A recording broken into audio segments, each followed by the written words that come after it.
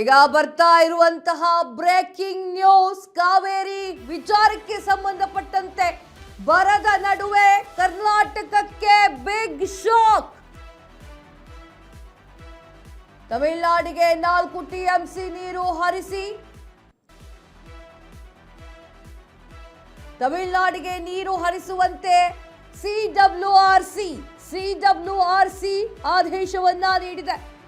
ಮಳೆ ಕೊರತೆ ನಡುವೆ ಕರ್ನಾಟಕಕ್ಕೆ ಮತ್ತೊಂದು ಸಂಕಷ್ಟ. ನೀರಿನ ಕೊರತೆಯ ನಡುವೆ ನೀರು ಬಿಡೋದು ಹೆಂಗೆ? ಮುಂದಿನ 15 ದಿನ ನೀರು ಹರಿಸುವಂತೆ ಸೂಚನೆ. ನಿತ್ಯ 3500 ಕ್ಯೂಸೆಕ್ ನೀರು ಬಿಡುಗಡೆಗೆ ಆದೇಶ. ಬರದ ನಡುವೆ ಕರ್ನಾಟಕಕ್ಕೆ ಬಿಗ್ ಶಾಕ್. ತಮಿಳುನಾಡಿಗೆ 4 ಟಿಎಂಸಿ ನೀರು ಹರಿಸಿ ಅಂತ ಹೇಳಿ ಸಿಡಬ್ಲ್ಯೂಆರ್ಸಿ ಹೇಳಿದೆ. ದೆಹಲಿಯಲ್ಲಿ ಒಂದು ಮೀಟಿಂಗ್ ಇತ್ತು. ಈ ಮೀಟಿಂಗ್ ನಲ್ಲಿ ಮಹತ್ವದ ನಿರ್ಧಾರವನ್ನ ಕೈಗೊಳ್ಳಲಾಗುತ್ತೆ ಅಂತ ಹೇಳಲಾಗ್ತಾ ಇತ್ತು. ಸಿಡಬ್ಲ್ಯೂಆರ್ಸಿ ಈಗ ಒಂದು ಆದೇಶವನ್ನ ರವಾನೆ ಮಾಡಿದೆ. ಎಷ್ಟೇ ಮಳೆ ಬರಲಿ, ಮಳೆ ಬರದೇ ಇರಲಿ, ಯಾವುದನ್ನು ತಲೆ ಕೆಡಿಸ್ಕೊಳ್ಳೋದಿಲ್ಲ. ಕರ್ನಾಟಕದಿಂದ ತಮಿಳುನಾಡಿಗೆ ಹೋಗಬೇಕು ನೀರು ಅಂತಂದ್ರೆ ಹೋಗಲೇಬೇಕು ಅಂತ ಹೇಳಿದೆ. ಇಲ್ಲಿ ನಮಗೆ ನೀರಿಲ್ಲದೆ ನಾವು ಕೂತ್ಕೊಂಡಿದ್ದೀವಿ. ಬರದ ಪರಿಸ್ಥಿತಿ ನಿರ್ಮಾಣವಾಗಿದೆ. ಡಿ.ಕೆ. ಶಿವಕುಮಾರ್ ಅವರು ಎಷ್ಟಾಗುತ್ತೋ ಅಷ್ಟು ಕರ್ನಾಟಕದ ಜೊತೆಗೆ ನಿಂತ್ಕೊಳ್ಳೋಕೆ ಟ್ರೈ ಮಾಡಿದ್ರು. ಕಡೆಗೂ ಕೂಡ ಅದಾಗಿಲ್ಲ. ಇಲ್ಲಿ ಬರ್ತಾ ಇದೆ, ಮಳೆ ಸರಿಯಾಗಿ ಬರ್ತಾ ಇಲ್ಲ, ನಮ್ಮ ಹತ್ರನೇ ನೀರಿಲ್ಲ, ನಾವು ತಮಿಳ್ನಾಡಿಗೆ ಬಿಟ್ಕೊಡ್ಬೇಕು ಅಂದ್ರೆ ಕಷ್ಟ ಆಗುತ್ತೆ ರೀ. ಈಗ ಜೀವನ ಮಾಡ್ತಿದ್ದೀವಲ್ಲ ಕಾವೇರಿ ನೀರು ನಂಬ್ಕೊಂಡು, ಇಷ್ಟು ಚೆನ್ನಾಗಿರಲ್ಲ ಜೀವನ. ಅವಾಗ ಮಳೆಗಾಲ ಇದು. ಬರದ ನಡುವೆ ಕರ್ನಾಟಕಕ್ಕೆ ಬಿಗ್ ಶಾಕ್. ತಮಿಳುನಾಡಿಗೆ 4 ಟಿಎಂಸಿ ನೀರು ಹರಿಸಿ.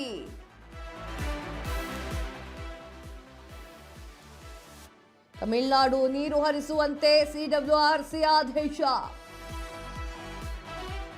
ಮಳೆ ಕೊರತೆ ನಡುವೆ ಕರ್ನಾಟಕಕ್ಕೆ ಸಂಕಷ್ಟ. ನೀರಿನ ಕೊರತೆ ನಡುವೆ ನೀರು ಬಿಡೋದು ಹೆಂಗೆ? ಮುಂದಿನ 15 ದಿನ ನೀರು ಹರಿಸುವಂತೆ, 15 ದಿನ ನೀರು ಹರಿಸುವಂತೆ ಆದೇಶ. ನಿತ್ಯವೂ ಕೂಡ 3500 ಕ್ಯೂಸೆಕ್ ನೀರು. ಚೆನ್ನಾಗಿದೆ ಇದೊಂಥರ. ನಮ್ಮ ಬಳಿನೇ ಇಲ್ಲ ದುಡ್ಡು, ಬೇರೆ ಪಕ್ಕದ ಮನೆಗೆ ಹೋಗಿ ದುಡ್ಡು ಕೊಟ್ಟಿದ್ದಂತೆ ಒಬ್ಬ. ಹಂಗಾಗಿದೆ ಪರಿಸ್ಥಿತಿ. ಇಲ್ಲಿ ಸಿಡಬ್ಲ್ಯೂಆರ್ಸಿ ಹೇಳ್ತಾ ಇರೋದೇನು ಅಂತಂದರೆ, ನಿಮ್ಮ ಹತ್ರ ಎಷ್ಟಿದೆ ಅದಕ್ಕಿಂತ ಮುಂಚೆ ಹೇಳ್ಬಿಡ್ತೀನಿ. ತಮಿಳ್ನಾಡು ಏನಿದೆ, ತಮಿಳ್ನಾಡು ಒಂದು ವಿಚಾರವನ್ನು ಹೇಳಿತ್ತು. ನಮಗೆ 15 ದಿನ ನೀರು ಕೊಡೋದಿತ್ತು. ಅವರು ನಮಗೆ 15 ದಿನ ಕೊಟ್ಟಿಲ್ಲ, ಆ ನೀರನ್ನು ಕೊಡೋಕ್ಕೆ ಹೇಳಿ ಅಂತ ಹೇಳಿ ಸಿಡಬ್ಲ್ಯೂಆರ್ಸಿ ಹತ್ರ ತಮಿಳ್ನಾಡು ಹೋಗಿತ್ತು. ಅಲ್ಲಿ ಕರ್ನಾಟಕನ ಕರೆಯುತ್ತೆ. ಏನಕ್ಕೆ ನೀರು ಕೊಟ್ಟಿಲ್ಲ ವೈ ಅಂತ ಕೇಳಿದಾಗ ಕರ್ನಾಟಕ ಹೇಳುತ್ತೆ, ನಮಗೆ ಅಲ್ಲಿ ನೀರಿಲ್ಲ, ನಮ್ಮ ಉತ್ತರ ಕರ್ನಾಟಕದ ಭಾಗಗಳಿಗೆ ನೀರು ಹೋಗ್ತಾ ಇಲ್ಲ, ಮಳೆ ಬರ್ತಾ ಇಲ್ಲ, ನೀರಿಲ್ಲ, ನಮಗೆ ಸರಿಯಾದ ರೀತಿಯಲ್ಲಿ ಬಳಕೆ ಮಾಡೋಕ್ಕಾಗ್ತಾ ಇಲ್ಲ, ನೀವು ಕೇಳಿದ್ರೆ ಹೇಗೆ ಅಂತ ಕೇಳಿತ್ತು. ಆಗ ದೆಹಲಿಯಲ್ಲಿ ಸಿಡಬ್ಲ್ಯೂಆರ್ಸಿ ಒಂದು ಮಹತ್ವದ ನಿರ್ಧಾರವನ್ನು ಕೈಗೊಳ್ಳುತ್ತಿಲ್ಲ. ಅದು ಏನೇನೋ ಮಾತುಕತೆ ಆಗಿತ್ತೋ ಗೊತ್ತಿಲ್ಲ. 15 ದಿನ ನೀರನ್ನು ಕೊಡಬೇಕು. 4 ಟಿಎಂಸಿ ನೀರನ್ನು ಕೊಡಬೇಕು. 3500 ಕ್ಯೂಸೆಕ್ ನೀರುಗಳನ್ನು ದಿನಕ್ಕೆ ಪ್ರತಿನಿತ್ಯ ಕೊಡಬೇಕು ಅಂತ ಹೇಳಿ ಈಗ ಹೇಳಿದೆ. ತಮಿಳ್ನಾಡಿಗೆ ನೀರು ಕೊಡ್ಲಿಕ್ಕೆ ನಮ್ದೇನು ಪ್ರಾಬ್ಲಮ್ ಇಲ್ಲ ರೀ. ನಮಗೇನು ಪ್ರಾಬ್ಲಮ್ ಇದೀಗ? ನಮ್ಮ ಹತ್ರ ಇರಬೇಕಲ್ಲ ಕೊಡಕ್ಕೆ. ಇದ್ರ ಬಗ್ಗೆ ಮಾತಾಡಲಿಕ್ಕೆ ಪ್ರತಿನಿಧಿ ಪ್ರವೀಣ್ ರಾವ್ ದೂರವಾಣಿ ಸಂಪರ್ಕದಲ್ಲಿದ್ದಾರೆ. ಪ್ರವೀಣ್, ನಮ್ಮ ಹತ್ರನೇ ನೀರಿಲ್ಲ, ತಮಿಳ್ನಾಡಿಗೆ ನೀರು ಕೊಡಬೇಕು ಅನ್ನುವಂತಹ ಆದೇಶ ಬಂದಿದೆ. ಕರ್ನಾಟಕದ ಪರಿಸ್ಥಿತಿ ಏನ್ರಿ?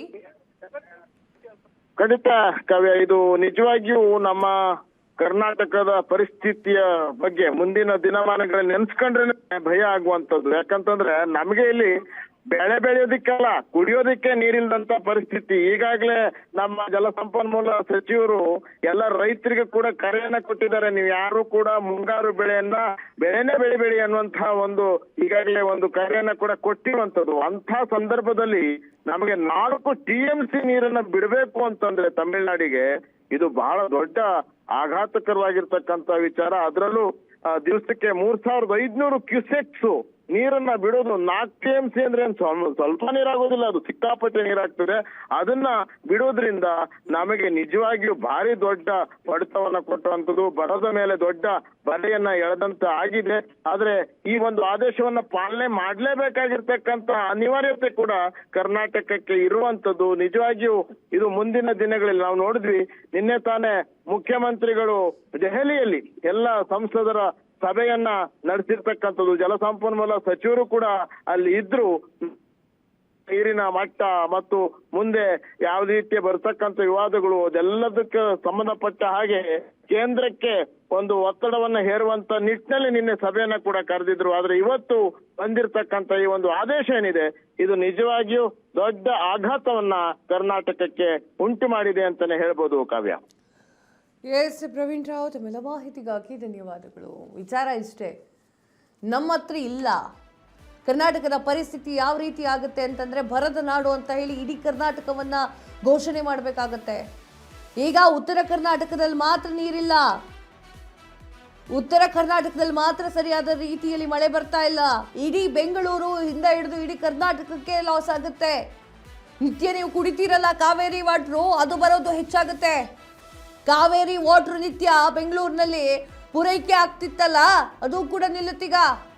ಆ ಪರಿಸ್ಥಿತಿ ನಿರ್ಮಾಣವಾಗಿದೆ. ನಿಮಗೆ ಅದು ನಂಬರ್ ಬಂದ್ಬಿಟ್ಟು ತುಂಬ ಆಯ್ತು 3,500 ಕ್ಯೂಸೆಕ್ ನೀರಲ್ವಾ ಅಂತ ಅನ್ಸ್ಬೋದು. ಪ್ರತಿನಿತ್ಯ ಕೊಡ್ಬೇಕು ನಾವು 15 ದಿನದವರೆಗೆ. ಯಾರು ಕೊಡ್ತಾರ್ರಿ? ನಮ್ಮ ಹತ್ರನೇ ಇಲ್ಲ. ಯಾವ ರೀತಿಯಾಗಿ ನೀರು ಕೊಡ್ತಾ ಹೋಗ್ಬೇಕು ಗೊತ್ತಾ? ಸರಿ ಆಯ್ತು ಒಪ್ಕೊಳ್ಳೋಣ, ನೀವು ಸರಿ ಆಯ್ತು, ನೀವು ಒಪ್ಕೊಳ್ಳೋಣ. ನೀವು ಹೇಳ್ತಾ ಇದ್ರಿ ಏನು ಅಂತಂದ್ರೆ, ಇಲ್ಲ ನಮಗೂ ಕೂಡ ಸರಿಯಾದ ರೀತಿಯಲ್ಲಿ ಮಳೆ ಬರ್ತಾ ಇಲ್ಲ ಅಂತ ಹೇಳಿ. ಸರಿ, ನಿಮ್ಗೂ ಮಳೆ ಬರ್ತಿಲ್ಲ ಒಪ್ಕೊಳ್ತೀನಿ. ಆ ಒಂದು ಕಾರಣಕ್ಕಾಗಿ ಪಕ್ಕದ ಮನೆಯದು ನೀರು ತಗೊಳ್ಳೋದು ಎಷ್ಟು ಮುಖ್ಯ? ಹೆಂಗ್ರಿ ಅದಾಗುತ್ತೆ? ಇಲ್ಲ, ಆದಷ್ಟು ಪ್ರಯತ್ನವನ್ನ ಮಾಡಿ ಆಯ್ತು. CWRC ಇವಾಗ ಡಿಸಿಷನ್ ಅನ್ನು ಕೊಟ್ಟಿದೆ. ಪ್ರತಿನಿತ್ಯವೂ ಕೂಡ 4 TMC ನೀರನ್ನು ಕೊಡಬೇಕು, 15 ದಿನ ಕೊಡಬೇಕು. ಪ್ರತಿನಿತ್ಯ 3,500 ಕ್ಯೂಸೆಕ್ ನೀರುಗಳನ್ನು ಕೊಡಬೇಕು. ಮುಂದಿನ 15 ದಿನ ಹರಿಸುವಂತೆ ಆದೇಶವನ್ನು ಈಗ ನೀಡಲಾಗ್ತದೆ. ನಾವು ಹೇಳಬೇಕಾಗಿದ್ದೇನು ಅಂತಂದರೆ, ಕಾವೇರಿ ನೀರಿನ ಗಲಾಟೆ ತುಂಬ ವರ್ಷದ ಹಳೆದದು. ಮತ್ತು ನಾನು ಅದನ್ನು ಕೆದಕಿ ಎಲ್ಲ ಹೇಳೋ ಅವಶ್ಯಕತೆ ಇಲ್ಲ. ಒಂದು ಒಳ್ಳೆ ರೀತಿಯಲ್ಲಿ ಸರ್ಕಾರಗಳು ಒಪ್ಪಂದ ಮಾಡ್ಕೊಂಡಿದ್ವು, ಕರ್ನಾಟಕ ಆ್ಯಂಡ್ ತಮಿಳುನಾಡು. ಅದು ಹೇಗಾಗ್ತಿದೆ ಅಂತಂದರೆ, ಜಾಸ್ತಿ ನೀರು ಬಿಟ್ಟರೆ ಪ್ರಾಬ್ಲಮ್ ಆಗುತ್ತೆ. ಇಲ್ಲಿಗೆ ತಮಿಳುನಾಡಿಗೆ ಕಡಿಮೆ ನೀರು ಬಿಟ್ಟರೆ ಅದಕ್ಕೂ ಕೂಡ ಹೋಗಿ ಕೇಳ್ತಾ ಇರ್ತಾರೆ ಅವರು. ಕಡಿಮೆ ಬಂದಿದೆ ನಮ್ಮ ನೀರು, 15 ದಿನ ಬಂದಿಲ್ಲ ಅಂತ ಹೇಳಿ. ಸೊ ಹಿತಮಿತವಾಗಿ ನೀರನ್ನು ಬಳಸೋದು ಬೆಂಗಳೂರಿನ ಜನರು ಉತ್ತಮವಾಗಿರುತ್ತೆ ಅಂತ ಅಂದ್ಕೊಳ್ತೀನಿ ನಾನು. ಯಾಕಂದರೆ ಮಳೆ ಒಂದು ಚೂರು ಬರ್ತಾ ಇಲ್ಲ ಯಾವ ಕಡೆಗೂ ಕೂಡ. ಎಲ್ಲಿ ಮಲೆನಾಡು ಕಡೆಯಲ್ಲೇ ಮಳೆ ಬರ್ತಾ ಇಲ್ಲ, ಇನ್ನು ಇಲ್ಲೆಲ್ಲ ಯಾವ ಲೆಕ್ಕ ಅಂತ ಅನ್ಸ್ಬಿಡುತ್ತೆ ಒಂದು ಕೆಲವೊಂದು ಟೈಮು. ಆ ಕಾರಣಕ್ಕಾಗಿ ನೀರನ್ನು ಹಿತಮಿತವಾಗಿ ಬಳಸೋದು ಉತ್ತಮ.